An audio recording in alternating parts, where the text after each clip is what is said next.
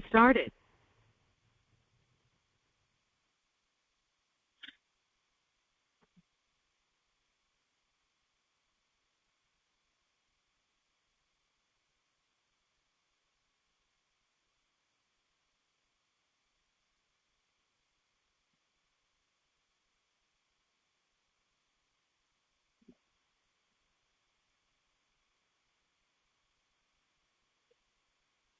नमो लोये सौहरिदन्तानं नमो लोये सौहृदानं नमो लोये सौभागिर्यानं नमो लोये सौज्यायानं नमो लोये सौत्रिकावती सावनम् ओंकारमिन्दु संयुक्त नित्यं जयन्ति योगिनः कामदमोक्षदं चैव ओंकाराय नमो नमः मङ्गलं भगवान् यो मङ्गलं गौतमोनि मङ्गलं कुञ्कुण्डार्यो विजेन्द्रमोसुमङ्गलं नमः समयसाराय स्वानुभूत्या चकास्ते स्वभावाय भवाय सर्वाः विभाव निदातार।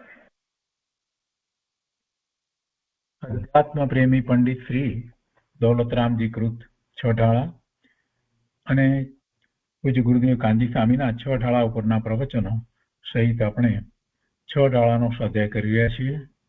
છઠાળાના સ્વાધ્યાયમાં અત્યારે આપણે ત્રીજી ઢાળની 9મી ગાથાનો ઉત્તરાર્થ કરી રહ્યા છીએ. 9મી ગાથાની અંદર આપણે શાસ્ત્રમાંથી કરી, ગ્રંથમાંથી કરી, ત્યાર પછીથી પૂજ્ય ગુરુદેવ કાનજી સ્વામી જે વિસ્તાર કર્યો છે એમાં ઉત્તરાર્થમાં સંવર નિજરાની વાત કરવામાં આવી છે અને એ સંવર નિજરાનું સ્વરૂપ પૂજ્ય ગુરુદેવ ખૂબ સરસ રીતે સમજાવી રહ્યા છે. એમાંથી ઘણું અધ્યાત્મ આપણે સમજી રહ્યા છીએ. તો પૂજ્ય ગુરુદેવના પ્રવચનના પુસ્તકમાં પાના નંબર 190 ઉપર છેલ્લો પેરેગ્રાફ છે. ગુરુદેવ કહે છે કે અનાદિથી અજ્ઞાનીને દેહ બુદ્ધિનો અને પર આશ્રયનો એવો રંગ ચડ્યો છે કે પોતાના સમ્યક્ત્વાદી ગુણને માટે પણ તે પરનો આશ્રય માને છે. અજ્ઞાનીને દેહ બુદ્ધિનો અને પર આશ્રયનો એવો રંગ ચડ્યો છે કે પોતાના સમ્યક્તવાદી ગુણને માટે પણ તે પરનો આશ્રય માને છે. સમ્યક તો એમ કે પરની કૃપાથી થાય, પર દ્વારા થાય વગેરે. અને સમ્યક તો પોતાનો ગુણ છે એનો તેને ખ્યાલ નથી, એટલે એ ધર્મમાં બધું પર આશ્રિત છે એમ જ માનીને આગળ ચાલી રહ્યો છે, તેમાં એને કાંઈ ધર્મ થતો નથી. વળી બીજી વાત કહે છે ગુરુદેવ કે અને પોતાના દોષમાં પણ એ બીજાને માથે ઉઢાડવાની તેને ટેવ છે. પોતાનો દોષ હોય એમાં એ પાછું બીજાને કારણભૂત સમજે છે.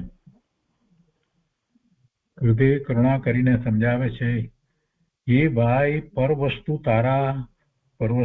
કાંઈ તારા ગુણ દોષનું કે સુખ દુઃખનું કારણ નથી. તારા પરિણામમાં તારા સ્વભાવની અનુકૂળતા તે જ સુખ, તારા પરિણામમાં તારા સ્વભાવની અનુકૂળતા તે જ સુખ અને સ્વભાવથી પ્રતિકૂળતા તે જ દુઃખ. સ્વભાવથી પ્રતિકૂળતામાં દુઃખ જ હોય ને, બીજું શું હોય? સુખ ક્યાંથી હોય? જે સુખનું કારણ છે એ જો તને પ્રતિકૂળ હોય તો પછી શું કરવું? સ્વભાવથી પ્રતિકૂળતા તે જ દુઃખ. દેહની અનુકૂળતા પ્રતિકૂળતામાં તારું સુખ દુઃખ નથી, સ્વભાવની અનુકૂળતામાં તારું સુખ છે. તે કહે છે કે વાંજિયાપણું, વિધવાપણું, ક્ષય રોગ, છેદન, ભેદન, મોટર ફાટે, એક્સિડન્ટ થાય, વિમાન તૂટે, બોમ્બ પડે, એમાં ક્યાંય જીવનું દુઃખ નથી. આટલી બધી વાત કરી દીધી. એમાં ક્યાંય જીવનું દુઃખ નથી, કેમ કે જીવ તો સદાય એવો ને એવો જ રહ્યો છે ને રહે છે. જે કંઈ થઈ રહ્યું છે એ જીવને કાંઈ નથી થતું. એ બધું ક્યાં થઈ રહ્યું છે? એ પૂતગળનું થઈ રહ્યું છે. અને એ પૂતગળનું પણ એ વખતે એમ થવા યોગ્ય છે તે જ થાય છે. કેટલા મોટા મોટા એક્સિડન્ટ થયા હોય, બધા મરી ગયા હોય, એમાં એક વ્યક્તિ જીવતો રહી જાય. અને જીવતો રહી જાય એ પણ કેવો કે જેને એક અસર કોઈ ના આવ્યો હોય. આવા બનાવો તો આપણે જોઈએ છીએ ને. એટલે પર શું કરે? પર કાંઈ કરતું નથી. અને શરીરમાં જે થાય છે, અહીંયા તો ગુરુદેવ એ સમજાવે છે કે શરીરમાં જે થાય એ સાથે ખરેખર સમ્યક દ્રષ્ટિને તો કોઈ સુખ દુઃખનો સંબંધ હોતો નથી. મિથ્યા દ્રષ્ટિ એ માને, પણ છતાંય એનાથી કઈ એને સુખ કે દુઃખ થાય છે એવું વસ્તુ સ્વરૂપ જ નથી. એ તો ભિન્ન વસ્તુ છે. ભિન્ન વસ્તુ કે જેનું તારામાં અસ્તિત્વ જ નથી, તે તને દુઃખ કેમ આપે? જેટલું શરીર સાથે મમત્વ એટલું વધારે દુઃખ થાય છે. મમત્વ ઓછું એટલું ઓછું દુઃખ. મમત્વ નથી તો કાંઈ દુઃખ નથી. શરીરમાં જે થવું હોય થાય. પોતે પોતાના સ્વભાવને ભૂલીને સંયોગ સામે જોઈ ને જે મોહ રાગ દ્વેષ કરે છે તેનું જ પોતાને દુઃખ છે. અને પોતાનો આનંદ સ્વભાવ છે તેની સામે જોતા સુખ થાય છે. એનું લક્ષ્ય કરે તો ખબર પડે. આ રીતે તારા દુઃખ સુખના કારણો તારામાં છે. તારા દુઃખના કે સુખના કારણો તારામાં છે, તારા વિશે છે. એટલે કે તારી માન્યતા જે પ્રમાણે છે એ પ્રમાણે. બાકી તારા સ્વરૂપમાં તો કોઈ દુઃખનું કારણ છે જ નહીં. એટલે જે દુઃખ અને સુખ તું માને છે એના કારણો એ તારા પરિણમનમાં છે, બીજામાં નથી. તેને ઓળખીને તેમાંથી દુઃખના કારણરૂપ આશ્રવ બંધને છોડવા અને સુખના કારણરૂપ સંબર નિજરાને આદરવા. દુઃખના કારણરૂપ આશ્રવ બંધ અને સુખના કારણરૂપ સંબર નિદ્રા. આનંદ સ્વભાવનું અસ્તિત્વ તારામાં ત્રિકાળ છે. તારા આ અસ્તિત્વને ભૂલીને તે પોતે પર્યાયમાં ક્ષણિક દુઃખ ઊભું કર્યું છે. દુઃખ ઊભું કર્યું છે પણ એ કઈ પર્યાયમાં છે એટલે કઈ વધુ સમય રહેવાનું નથી. તું નવા નવા દુઃખ ઊભા કર્યા કરે પણ એ કઈ દરેકે દરેક દુઃખ જે છે તે કઈ કાયમ એક સરખા રહે છે એમ પણ નથી. પણ એ બધું પર્યાયમાં તું જાતે ઊભું કરે છે. તારા અસ્તિત્વને ભૂલીને તે પોતે પર્યાયમાં ક્ષણિક દુઃખ ઊભું કર્યું છે. તારા અસંખ્ય પ્રદેશી ચૈતન્ય ધામમાં અનંત ગુણો અને તેની પર્યાયો એટલું તારું અસ્તિત્વ. તારામાં આનંદના અસ્તિત્વને દેખ, એને જો તો તારી પર્યાયમાં આનંદ થાય.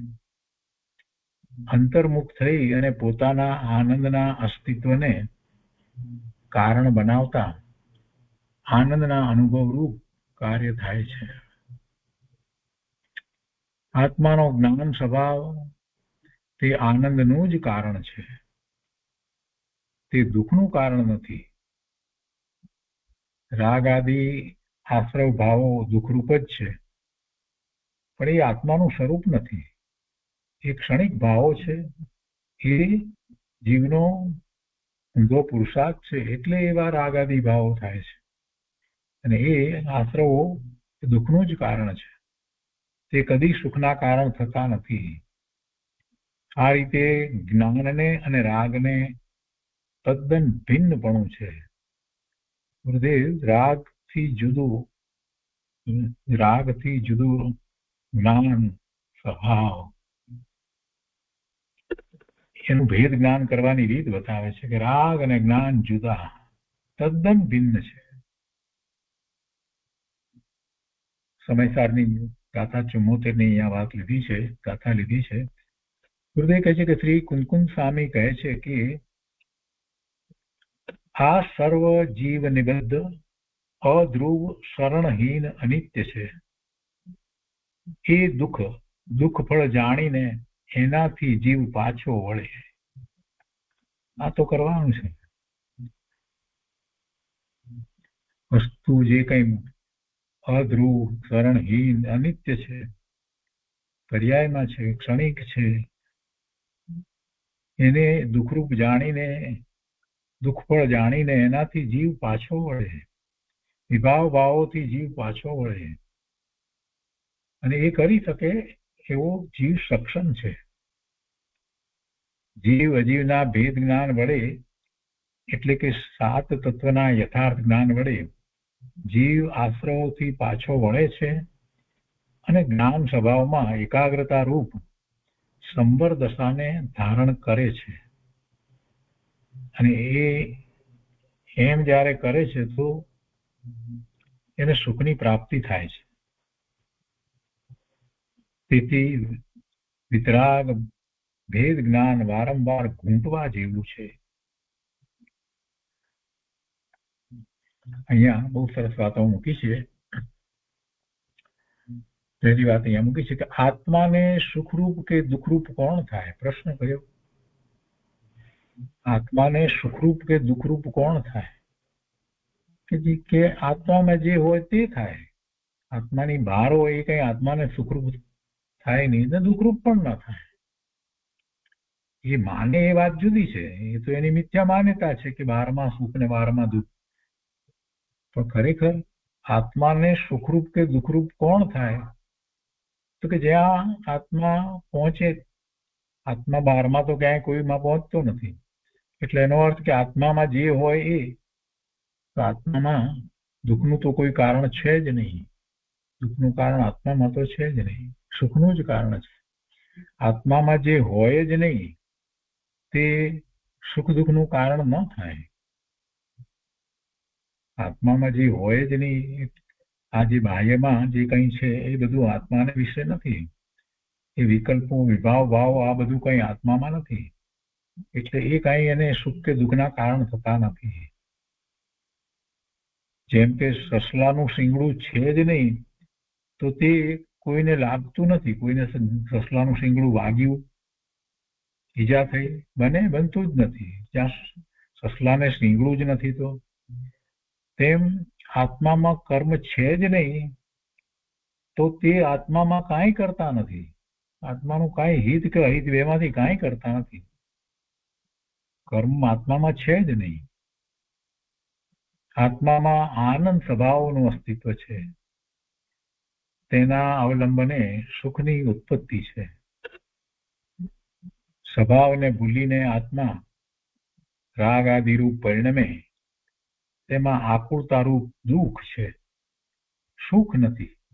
સ્વભાવને ભૂલ્યો પછી સુખ ન મળે. જીવને સુખને કે દુઃખને બહારના પદાર્થો કારણભૂત નથી.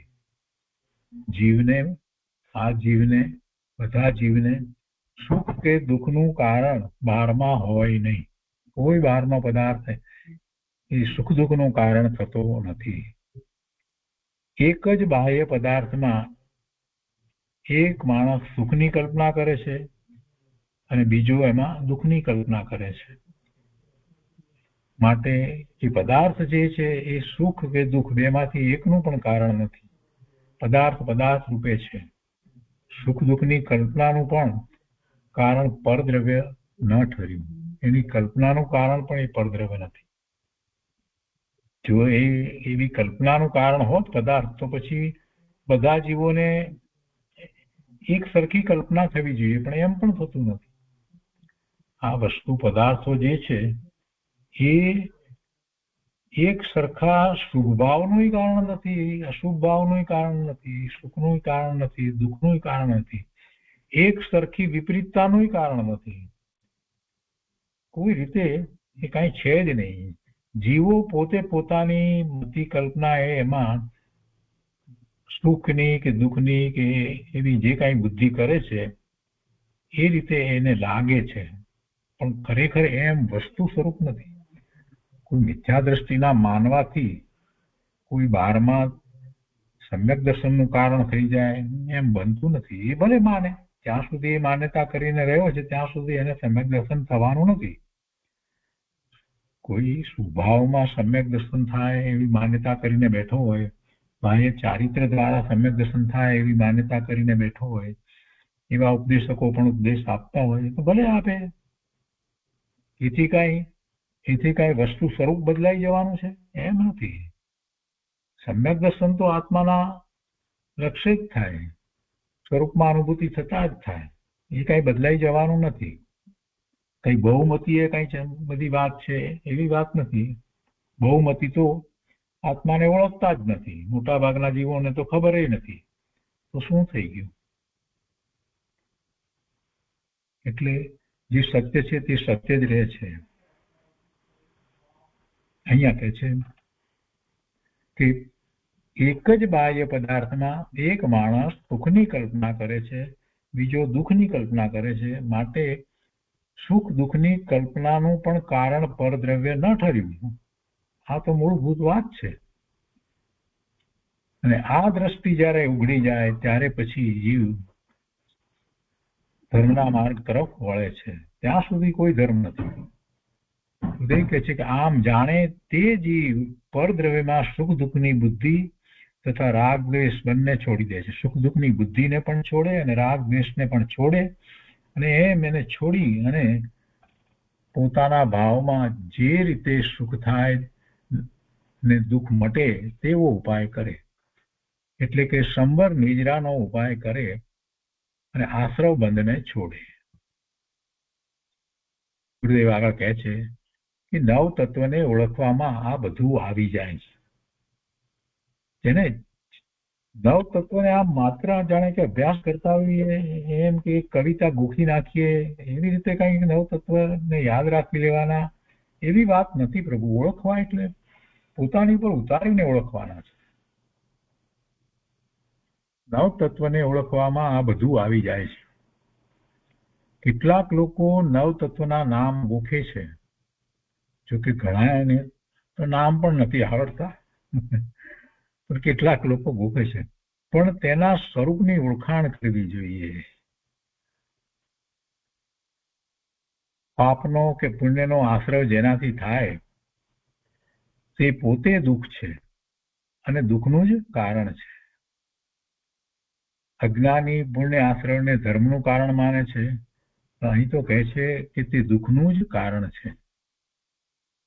કોઈ સમજે કે આશ્રમમાં અત્યારે ભલે દુઃખ હોય પણ ભવિષ્યમાં તે સુખનું કારણ થશે, તો કહે છે કે ના, એમ નથી.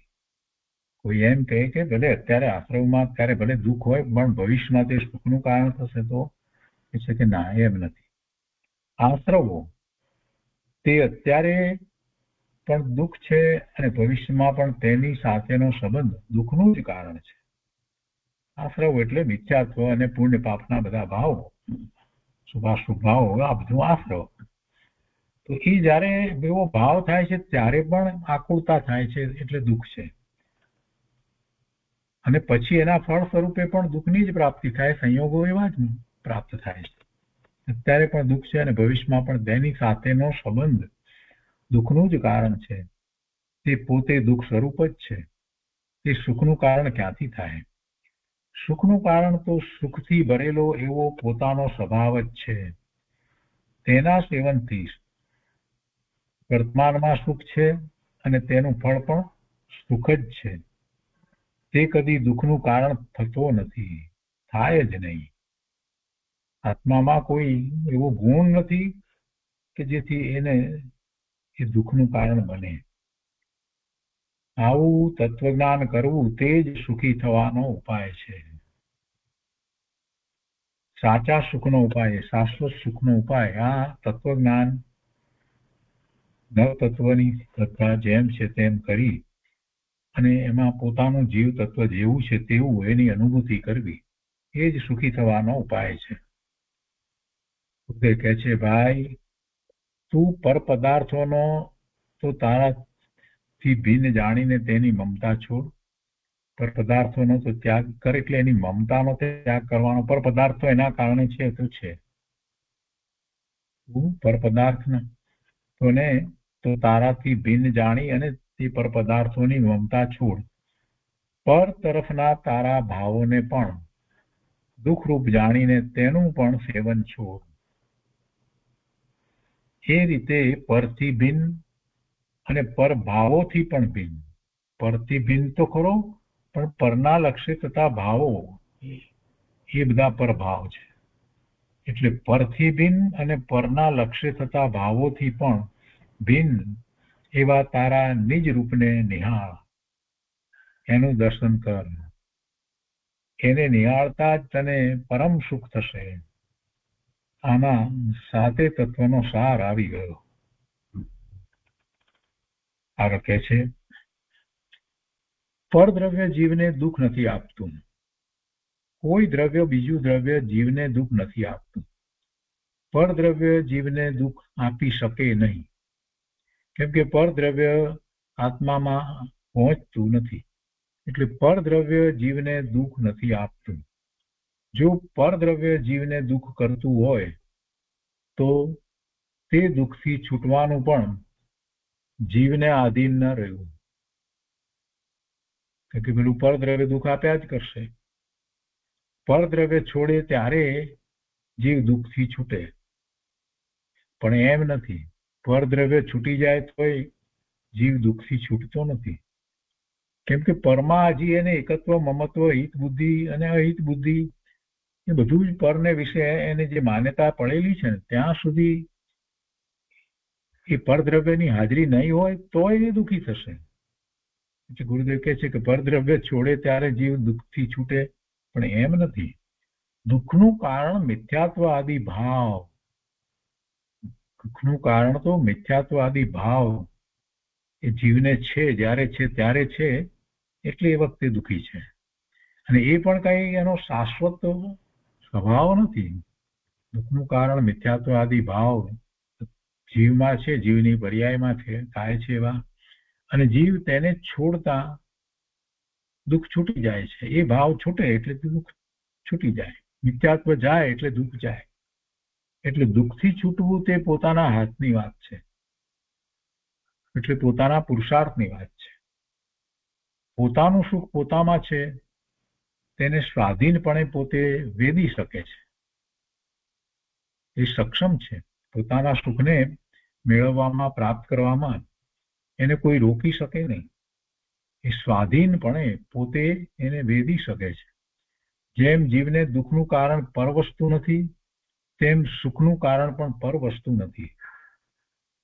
અરે સંસારના કલ્પેલા સુખનું કારણ પણ પર વસ્તુ નથી. સમજવાનું તો અહીંયા છે. જ્યાં એ બાહ્યમાં જે પદાર્થોમાં સુખની કલ્પના કરે છે પર વસ્તુમાં, તો એ ખરેખર પર વસ્તુ પણ સુખનું કારણ નથી. ત્યાં પણ જીવની પોતાની કલ્પના જ સુખ દુઃખનું કારણ છે. જેમ કોઈ અજ્ઞાનીએ પૈસામાં કે સ્ત્રી વગેરેમાં સુખ માન્યું, અથવા શરીરના રોગ આદિમાં દુઃખ માન્યું, તો તે માન્યતાનું કારણ કઈ તે પૈસા કે રોગ વગેરે નથી. એ પૈસા કઈ માન્યતા કરાવતા નથી, રોગ કઈ માન્યતા કરાવતો નથી. પૈસા પડ્યા હોવા છતાં તેમાં સુખની માન્યતાને જીવ છેદી શકે છે. એ માન્યતાને એ છોડી શકે છે. ખોટી માન્યતા છે. પૈસા હોય તો શું થયું, એ સુખનું કારણ છે એવી માન્યતાનો એ ત્યાગ કરી શકે છે. પૈસા ભલે ને રહ્યા, એવા પુણ્ય હોય ઉદય તો આવે, ધન સંપત્તિ બધું હોય, રાજાને ઘેરે જન્મે, એમાં શું થઈ ગયું? પણ એ સુખનું કારણ નથી. એ વાત એને સમજાઈ જવી જોઈએ. એ જ રીતે શરીરમાં રોગ આદિ હોવા છતાં તેમાં દુઃખની માન્યતાને જીવ છેદી શકે છે. એ માન્યતાને પણ જીવ છોડી શકે છે. એ માન્યતાનો નાશ કરી શકે છે. આગળ કહે છે, બહારના પદાર્થો તેમના અસ્તિત્વમાં છે. બહારના પદાર્થો એ પદાર્થ તરીકે છે, એનું અસ્તિત્વ ત્યાં જ છે, આત્માને વિશે નથી. તે કઈ જીવમાં નથી. સુખ કે દુઃખનું અસ્તિત્વ જીવમાં છે, પરમાં નથી. એટલે કે પરમાં, બાહ્યમાં કઈ આ જીવના સુખ દુઃખનું અસ્તિત્વ નથી. એનું કારણ ત્યાં નથી. સુખ દુઃખનું જે કઈ અસ્તિત્વ, જે ક્ષણિક અસ્તિત્વ, એટલે જે પર્યાયમાં એવું સુખ દુઃખનું થવું, એ બહારમાં પરમાં નથી. એ જીવના એવા વિભાવ ભાવમાં છે, એની ઊંધી માન્યતામાં છે, એટલે જીવમાં છે. ને જીવમાં છે તો ત્રિકાળી વસ્તુમાં નથી, પણ ક્ષણિક પર્યાયમાં છે, પણ પરમાં તો નથી. ગુરુદેવ કહે છે કે પ્રતિકૂળ સંયોગ હોય અને દુઃખ થાય તો પણ તે દુઃખનું અસ્તિત્વ જીવમાં છે. જે સંયોગ છે એને ક્યાં દુઃખની ખબર પડે છે? સંયોગ થયો એમાં જે પદાર્થો જે છે જળ ઇન્દ્રિય નો વિષય, એ બધા પદાર્થોમાં શું છે? કાંઈ નથી. એ તો જ્ઞાન સ્વભાવી પણ નથી, તો જળ છે. એક પદાર્થ એવો આવ્યો અહીંયા, એને ક્યાં ખબર પડે છે કે એ કેવો છે? એ ક્યાં જ્ઞાન કરે છે? જે એના સંયોગથી આપણને દુઃખની પ્રાપ્તિ થાય એવું લાગે છે, તો એ બધું તો આ જીવ કરે છે. અને એ પદાર્થ તો પદાર્થ છે. પ્રતિકૂળ સંયોગ હોય અને દુઃખ થાય તો પણ તે દુઃખનું અસ્તિત્વ જીવમાં છે, સંયોગમાં નથી. આ તત્વજ્ઞાન સમજવું અને સ્વીકારવું બહુ જરૂરી છે, બહુ જરૂરી છે. સંયોગમાં નથી. જીવ પોતાના આનંદ સ્વભાવને ભૂલી અને પર વસ્તુમાં સુખ કલ્પી અને તેના ગાઢ પ્રેમમાં અટકી ગયો છે. જ્યાં સુધી પરમા સુખ માને ત્યાં સુધી તેનો ઉપયોગ પરમાથી પાછો હટે નહીં. પરમા જ અનેક પ્રકારે કલ્પનાઓ કર્યા કરે અને એમાં જ એનો ઉપયોગ રહે. ત્યાંથી એ ઉપયોગ પાછો ખસે નહીં અને સ્વમાં ઉપયોગ વળે નહીં. અને સ્વમાં જ્યાં સુધી ઉપયોગ વળે નહીં ત્યાં સુધી એને કાંઈ ધર્મ થતો નથી, મોક્ષ માર્ગની શરૂઆત થતી નથી, સંબર નિદ્રા થાય નહીં, સમ્યક્ત્વ પણ થાય નહીં. આશ્રવ અને બંધ જ થયા કરે, આશ્રવ અને બંધ જ થાય. અહીં તો કહે છે કે જીવને કોઈ પણ પ્રકારનો આશ્રવ કે બંધ થાય તેને સારો ન માનવો. જીવને કોઈ પણ પ્રકારનો આશ્રવ કે બંધ થાય તેને સારો ન માનવો. પુણ્ય આશ્રવ થાય તો સારા એમ ન માનવું. ઠીક છે, પુણ્ય આશ્રવ થાય તો પુણ્ય આશ્રવ, પણ એથી કઈ મારા આત્માનું કલ્યાણ નથી થતું. એવી જ અંદરમાં દ્રષ્ટિ હોવી જોઈએ. બંધના કારણરૂપ મિથ્યાત્વને કે શુભ અશુભ ભાવોને ન સેવવા, પણ મોક્ષના કારણરૂપ સમ્યક દર્શન, સમ્યક જ્ઞાન, સમ્યક ચારિત્ર રૂપ વિતરાગ ભાવને નિરંતર સેવવા. તેનું સેવન તે ભાવ સંવર. આવા મોક્ષના કારણભૂત સમ્યક દર્શન, જ્ઞાન, ચારિત્ર રૂપ વિતરાગ ભાવને નિરંતર સેવવા અને એનું સેવન તે ભાવ સંવર અને ભાવ નિદ્રા છે. અશુભને છોડવા અને શુભ રાગને આદરવો એમ અજ્ઞાની માને છે. અશુભ છોડવું અને શુભને આદરવું એવી માન્યતા અજ્ઞાનીની છે.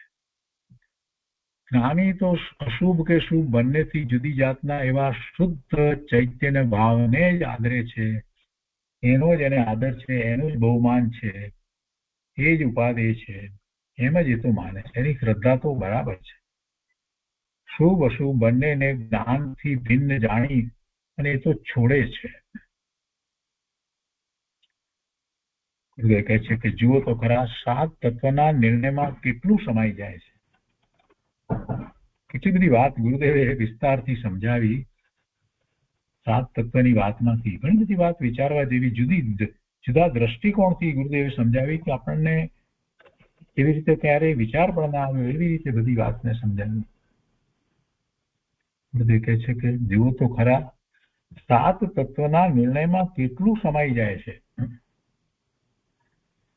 સમ્યક દર્શન, જ્ઞાન, ચારિત્ર વડે કશાયનો અભાવ થતા વિતરાગી શાંત પરિણામ પ્રગટ્યા તે સમ છે અને આત્માના અતિન્દ્રિય સ્વભાવની અનુભૂતિના બળે, આત્માના અતિન્દ્રિય સ્વભાવની અનુભૂતિના બળે ઇન્દ્રિય તરફનો ભાવ છૂટી જવો તેનું નામ ઇન્દ્રિય દમન છે. ઇન્દ્રિય તરફનો ભાવ છૂટી જાય એ ઇન્દ્રિય દમન છે. અને એવું કેવી રીતે થાય?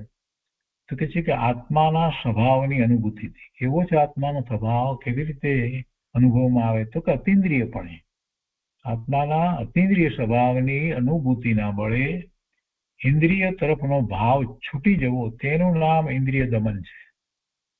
બીજી રીતે ઇન્દ્રિય દમન નથી. વિતરાગી શાંત પરિણામ પ્રગટ્યા તે સમ છે. કસાયનો અભાવ થાય છે અને સમ્યક દર્શન સમ્યક જ્ઞાન ચારિત્ર વડે એવા પરિણામ વિતરાગી શાંત પરિણામ થાય છે. તો એ સમ અને ઇન્દ્રિય દમનની વાત કરી. સમ અને દમ અથવા તો દમન. એકલા ઉપવાસ આદિ વડે ઇન્દ્રિયોને સૂકવી નાખવાની વાત નથી. તે ઇન્દ્રિયો તો જડ છે અને તે ઇન્દ્રિયો તરફનો ભાવ છોડી અને અતિન્દ્રિય જ્ઞાન વડે આત્માના આનંદનો અનુભવ કરવો તે ઇન્દ્રિયજન્ય છે. તે ઇન્દ્રિય જય છે એમ હોવું જોઈએ.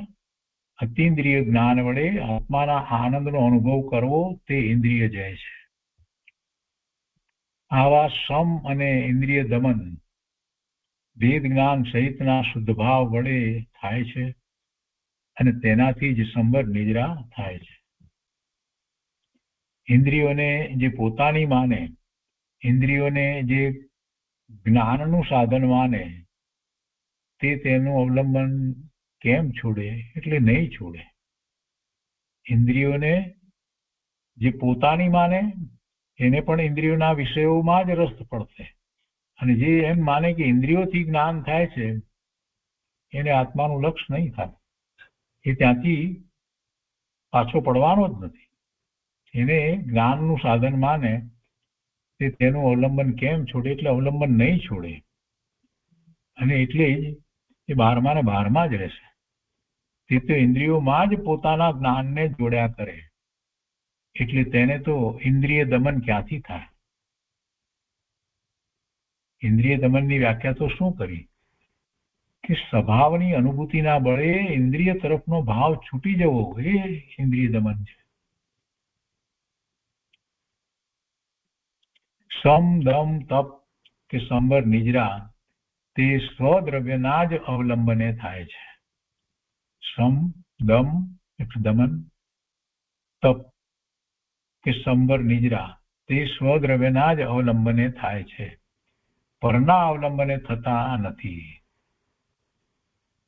સમભાવ સામ્ય ભાવ એ પરના અવલંબને નથી થતો. સાક્ષાત ભગવાનનું અવલંબન લેવાથી પણ પરમાર્થે સમભાવ થતો નથી. પરમાર્થે સંભાવ તો એવો છે કે એમાં એને આત્માની અનુભૂતિ સિવાય બીજી કોઈ વાતમાં રસ પડતો નથી. એટલે જગત આખું સ્વયં સંચાલિત પોતે પોતાના કારણે પરિણમી રહ્યું છે એનો એક જ્ઞાતા દ્રષ્ટા થઈ જાય છે ત્યારે એને સાચો સંભાવ છે. નહીતર ક્યાંક ને ક્યાંક એને રુચિ થઈ જાય બહારમાં. અહીંયા કહે છે કે સમ દમ તપ કે સંવર નિજરા તે સ્વદ્રવ્યના જ અવલંબને થાય છે, પરના અવલંબને થતા નથી. અરે સ્વદ્રવ્યને મૂકીને ધર્મ કેમ થાય? થાય જ નહીં. સ્વદ્રવ્યને છોડીને ધર્મ ન થાય પ્રભુ. સ્વદ્રવ્યને ભૂલીને ધર્મ ન થાય. અનાદિથી સ્વદ્રવ્યને ભૂલી ગયો એટલે તો આ ભવના ભ્રમણ થયા છે. પર સન્મુખ રહીને નિમિત્ત ફર્યું તેથી શું? કે રાગનો પ્રકાર તીવ્ર મંદ ફર્યો તેથી શું? જ્યારે સ્વસન્મુખ થઈને રાગ રહિત શુદ્ધ પરિણતિ થાય ત્યારે જ ધર્મ અને સંવર નિજરા થાય છે. ત્યારે જ સંવર અને નિજરા થાય છે. ભગવાન આદિનાથે કે ભગવાન મહાવીર સ્વામીએ મુનિ દશામાં જે તપ કર્યા તેમાં તો ચૈતન્યની ઉગ્ર શુદ્ધતા તપતી હતી. તેમાં તો ચૈતન્યની ઉગ્ર શુદ્ધતા તપતી હતી. એવું તપ હતું. બાહ્ય દ્રષ્ટિવાળા જીવોએ તે શુદ્ધતા અને તો દેખી નહીં અને બહારમાં એમનું જે તપ હતું એટલે ખોરાકનો સંયોગ ન થયો તેને જ તપ માની લીધું. પણ તપનું એવું સ્વરૂપ નથી. બધાએ એમ જ માન્યું ને ભગવાનને આટલા ઉપવાસ થયા એમ માન્યું. પણ અંતરંગમાં જે થઈ રહ્યું છે શુદ્ધતાની વૃદ્ધિ થઈ રહી છે એનો તો એને ક્યાંથી ખ્યાલ આવે? ઈચ્છા નિરોધ તપ એમને થઈ રહ્યું છે, કોઈ ઈચ્છા જ ઉત્પન્ન નથી થતી ભગવાનને. તપમાં કઈ હઠ કરીને બેઠા હતા ભગવાન? સહજ સહજ છે. સ્વરૂપમાં એટલી બધી એકાગ્રતા છે કે કોઈ વિકલ્પ જ ઉઠતો નથી આહારનો. આવી અદભુત વાત હતી પ્રભુની તો. 12માં એટલે પછી નિમિત્તે એવા કે 12માં ખોરાકનો સંયોગ ન થયો, નિમિત્ત પણ એમ જ હતા. હૃદય કહે છે કે તપનું સ્વરૂપ કેવું છે સમજવું જોઈએ. કઈ 12માં ખોરાકનો સંયોગ ન થાય એટલે તપ એમ વસ્તુનું સ્વરૂપ નથી.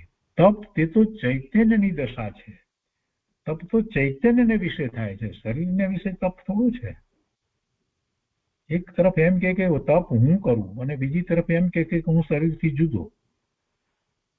તપ હું કરું એમાં પાછો એમ કે ખોરાક ન લીધો, પણ ખોરાક ક્યાં આત્મામાં જતો હતો? આમ પણ એમ કે છે ને કે ભાઈ અમે તપ છે, આજે ઉપવાસ કર્યો, મેં ઉપવાસ કર્યો, પ્રભુ બરાબર છે, તો એમાં શું કર્યું તું કે ખોરાક ના લીધો. ખોરાક એમ આત્મા તો ખોરાક કોઈ દિવસ લેતો જ નથી. ક્યાં લેતો જ હતો? ખોરાકનો સંયોગ આત્મા સાથે થતો જ નથી. ખોરાકનો સંયોગ શરીર સાથે જ થાય છે. તો એ દિવસે શરીર સાથે ખોરાકનો સંયોગ ન થયો અને એમાં કંઈક એવો વિકલ્પ આવ્યો શુભ ભાવનો, તો એથી કંઈક તપ ન કહેવાય, એ શુભ ભાવ કહેવાય. પછી સંયોગ ન થયો તો ન થયો, તેને જ તપ માની લઈએ તો કેમ ચાલશે પ્રભુ? બહુ વસ્તુને સૂક્ષ્મતાથી તપાસીએ ત્યારે આપણને ખ્યાલ આવે છે કે એક તરફ હું કહું છું, હું ઉપવાસ કરું છું, અને બીજી તરફ જે થઈ રહ્યું છે એ તો બધું શરીરને વિશે થઈ રહ્યું છે, છતાં એમાં પાછું હું પણ. અને પછી પાછા સ્વાધ્યાય વખતે એમ કે ભાઈ હું શરીરથી જુદો. તો પછી શરીરની ક્રિયાઓ દ્વારા ધર્મની વાત કેવી રીતે માને છે? કોણ ખમાસણા લે? કોણ ખમાસણા લે? ઉઠબેઠ કરીને ખમાસણા લઈએ એટલે વધારે પુણ્ય થાય એમ. શરીરની ક્રિયાથી પુણ્ય થતું હશે કે ભાવથી પુણ્ય થાય? બીજું ત્યાં બેઠો બેઠો પ્રભુના સ્વરૂપનો વિચાર કરી અને એવું જ પોતાનું સ્વરૂપ છે ને પ્રભુની આજ્ઞા એમ છે એવો વિચાર કરી અને રૂપસ ધ્યાન કરે છે, અને પેલો કેટલાય ખમાસણા લઈ ઉઠ બેઠ કરી અને કેટલા બધા નમસ્કાર કરે છે અને કંઈક ગોખેલું છે ગગડાવી જાય છે. હવે વિચાર કરીએ કે એમાં કોણ ક્યાં ઊભું છે? બહુ સમજવાની વાતો છે પ્રભુ. આ તો બધી જાતે સમજીએ નહીં ત્યાં સુધી કાંઈ કોઈના કહેવાથી ધર્મ થઈ જાય એવું વસ્તુનું સ્વરૂપ નથી. જાતે જ સમજવું પડશે. આચાર્ય ભગવાને સમજાવ્યું, ગુરુદેવે સમજાવ્યું, પણ સમજવું તો પોતાને પડશે. એ તો સમજી ગયા હતા, એ તો મહાપુરુષ હતા. અહીંયા કે છે કે તપ તે તો ચૈતન્યની દશા છે ને તે કાંઈ શરીરમાં રહેતું નથી. તપ શરીરમાં રહેતો નથી. સંવર નિજરાનું ખરું સ્વરૂપ ઓળખે તો આવા તપનું સાચું સ્વરૂપ ઓળખાય. તે માટે સમ્યક દ્રષ્ટિને 7 તત્વની ઓળખાણ કેવી હોય તેનું આ વર્ણન ચાલે છે, અને તેમાં 6 તત્વોનું વર્ણન કર્યું. હવે 7મું તત્વ મોક્ષ તત્વ છે, એનું વર્ણન હવે પછી 10મી ગાથામાં કરે છે. મોક્ષ તત્વનું સ્વરૂપ એનું વર્ણન 10મી ગાથામાં કરે છે. 6 ધારામાંથી આપણે 10મી ગાથા લઈએ.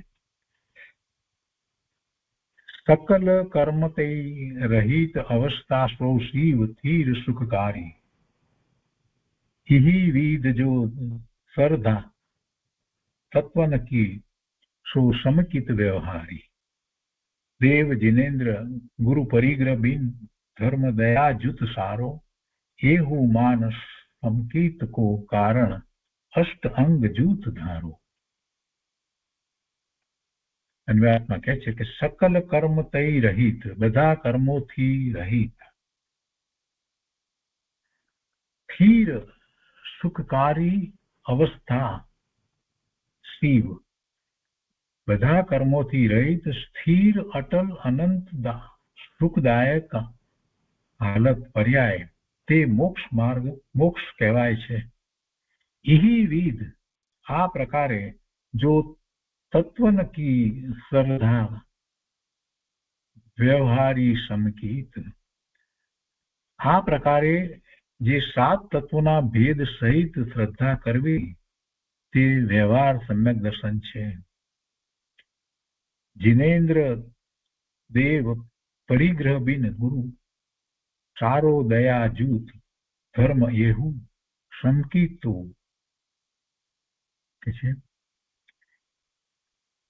કે વિતરાગ સર્વજ્ઞ અને હિત ઉપદેશી સાચા દેવ અહીંયા કહે છે કે જીનેન્દ્ર દેવ પરિગ્રહ બિન એટલે 24 પરિગ્રહથી રહિત ગુરુ. પરિગ્રહ બિન કહ્યું, પરિગ્રહ વિના. વિતરાગ સર્વજ્ઞ અને હિત ઉપદેશી સાચા દેવ 24 પરિગ્રહથી રહિત એવા ગુરુ, વિતરાગ ગુરુ. સારભૂત દયાજૂત ધર્મ એવું સંકિત કો કારણ, એ સારભૂત અહિંસામય જૈન ધર્મ આ બધાને સમ્યક દર્શનનું નિમિત્ત કારણ માન જાણવું જોઈએ. સમ્યક દર્શનને તેના અષ્ટ અંગ જૂત ધારો, તેના 8 અંગો સહિત ધારણ કરવું જોઈએ. સમ્યક દર્શન થાય ત્યારે 8 અંગ પ્રગટે છે, નિશંતિ, નિકાંક્ષિત, નિર્વિચિકિત્સા વગેરે અમૂઢ દ્રષ્ટિ.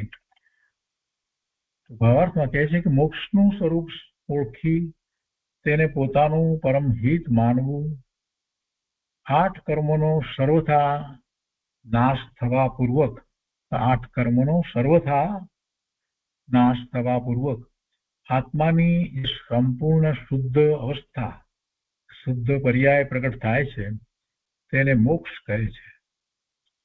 આ અવસ્થા અવિનાશી અને અનંત સુખમય છે.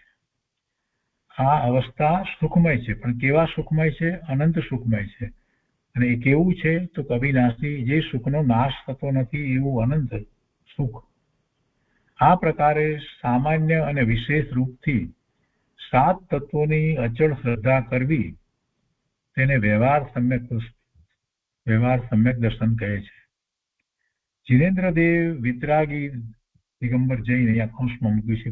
જીનેન્દ્રદેવ વિતરાગી ગુરુ અને જીનેન્દ્ર પ્રણિત અહિંસામય ધર્મ પણ આ વ્યવહાર સમ્યક દર્શનના કારણે છે.